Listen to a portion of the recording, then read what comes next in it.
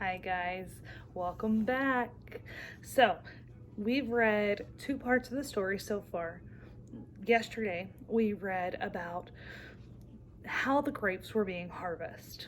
That Esperanza is an only child, and she's given the honor to cut the first piece, the first grapes off of the stalk.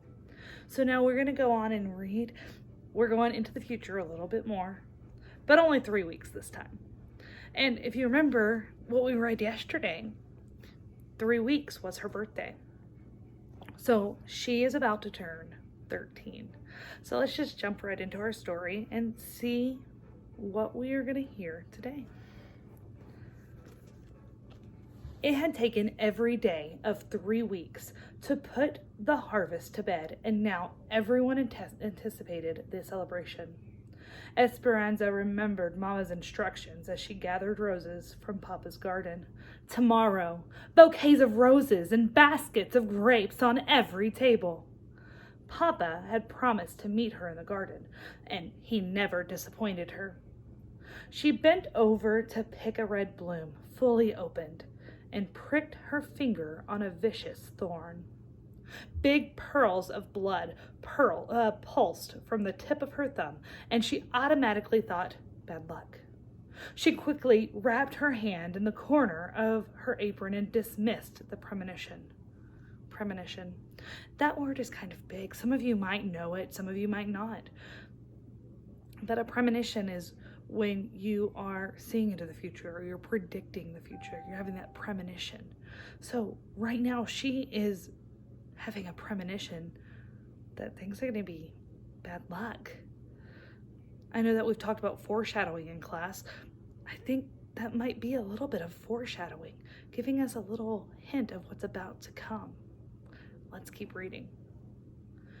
Then she cautiously clipped the blown rose that had wounded her.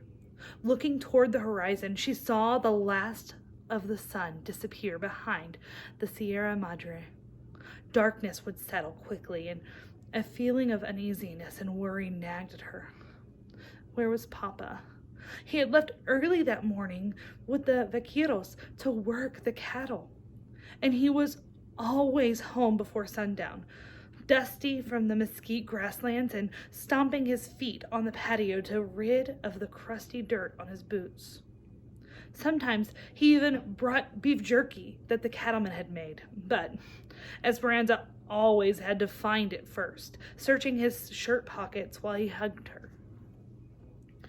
Tomorrow was her birthday, and she knew that she would be serenaded at sunrise. Serenaded. That's another word that's kind of big. Let's read the next sentence and see if we can figure out what serenaded means. Papa and the men who lived on the ranch would congregate below her window, would gather below her window, their rich, sweet voices singing. Okay, so a serenade must be when a group of people get together and they sing to someone. Their rich, sweet voices singing Las Manietas, the birthday song.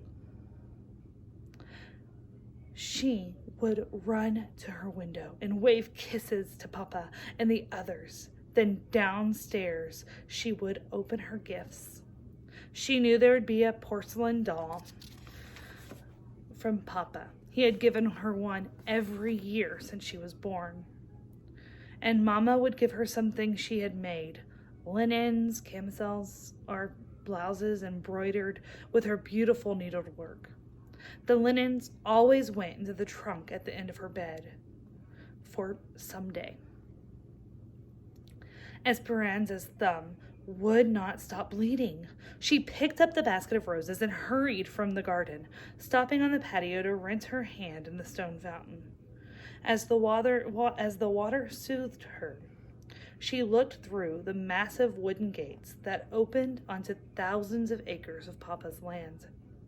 Esperanza strained her eyes to see a dust cloud that meant riders were near and that Papa was finally home, but she saw nothing. In the dusky light, She walked around the courtyard to the back of the large adobe and wood house. There, she found Mama searching the horizon too. "Mama, my finger. An angry thorn stabbed me," said Esperanza. "Bad luck," said Mama, confirming the superstition, but she half smiled. They both knew that bad luck could mean nothing more than dropping a pan of water or breaking an egg. Mama put arms around Esperanza's waist, and both sets of eyes swept over the corrals, stables, and servants' quarters that sprawled in the distance. Esperanza was almost as tall as Mama, and everyone said she would someday look just like her beautiful mother. Sometimes when Esperanza twisted her hair on top of her head and looked in the mirror, she could see that it was almost true. There was the same black hair, wavy and thick, the same dark lashes, and fair creamy skin, but it wasn't precisely Mama's face because Papa's eyes were there too, shaped like fat brown almonds. "He's just a little late," said Mama, and part of Esperanza's mind believed her, but the other part scolded him. "Mama, the neighbors warned him just last night about bandits." Mama nodded and bit the corner of her lip in worry.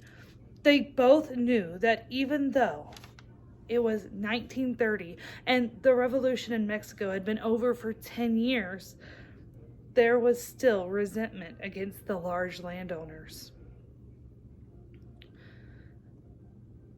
"Change has not come fast enough, Esperanza. The wealthy still own most of the land, while some of the poor have not even a garden plot. There are cattle grazing on big ranches, yet some peasants are forced to eat cats. Papa is sympathetic and has given land to many of his workers. The people know that." "But Mama, do the bandits know that?" "I hope so," said Mama quietly. "I have already sent Alfonso and Miguel to look for him. Let's wait inside." And we'll leave that for the day, giving you a little bit of a cliffhanger. So we'll see you tomorrow for the next part of the book.